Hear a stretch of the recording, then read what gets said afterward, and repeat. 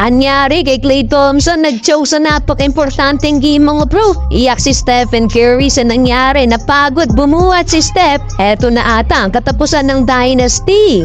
Do or die game sa pagitan ng Golden State Warriors at ng Sacramento Kings. Huling beses na nakaharap ni Steph ang Kings mga bro sa postseason na nagtala lang naman ng playoff career high ang greatest shooter, 50 points sa Game 7. Nangyari ba yan sa home court pa mismo ng Sacramento? Well, ang tanong, mabuhat kaya ulit ni Curry ang Warriors? First quarter, mainit si Keegan Murray, 11 points sa loob ng first 5 minutes. Tatlong magkakasunod na tres agad ang naipasok dyan ni Murray. Aaron Fox, monster putback dunk, binigla si Draymond Green. Stephen Curry, halfway mark nang makuha ang kanyang first 2 points. Napakahirap pa ng ginawang tira. Natambakan ng double digit ang Golden State, kung saan nagkasunod-sunod ang turnovers. Mga bro, maalat si Klay Thompson, 0 out of 3 sa field. Leading scorer na ng Warriors ang 7 points ni Draymond Green, 5 points naman para kay Steph. 31-22, naghahabol ng 9 points ang Warriors. Second quarter, umabot pa sa 16 points ang biggest lead ng Sacramento. Double figure na din si Sabonis. Lakas magingay ng mga fan na to mga bro, may dala pang kalempang para guluhin ng Warriors.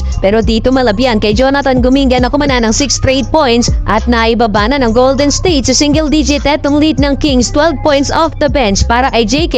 Inalat sa quarter na to mga bro si Curry, scoreless. Ganun din si Klay Thompson na hindi pa din nakukuha ang kanyang first 2 points. Buhat ng second unit ng opensa ng Golden State. Baba sa 4 ang lamang ng Sacramento matapos ang 10-4 run ng Warriors. Nagpigil hininga pa ang crowd sa half-court shot attempt na to ni Steph. Tumalbog nga lang mga pro, 54-50. End of first half. Entering the third quarter, pumakabala agad ng 5 straight points si Stephen Curry kung saan naibaba pa ng Warriors sa isang lamang ng Sacramento. Yun nga lang, sumagot naman ang tatlong sunod na tres ang home team. Dagdag sakit pa sa ulo ng Golden State. Etong si Keon Ellis. Klay Thompson, mga bro, libreng-libre na sa wing. Ayaw pa din talaga pumasok. Balik ulit sa double digit ang lamang ng Kings. Under 5 minutes, buwat mo si Stephen Curry. Pasok ang tres mga bro, may kasama pang foul. Moses Moody, pakurot-kurot sa opensa. Yun nga lang, palaging may sagot ang Sacramento. Aaron Fox, 3-pointer, balik pa sa 16 points ang lead ng Kings matapos ang tres na to ni Keegan Murray.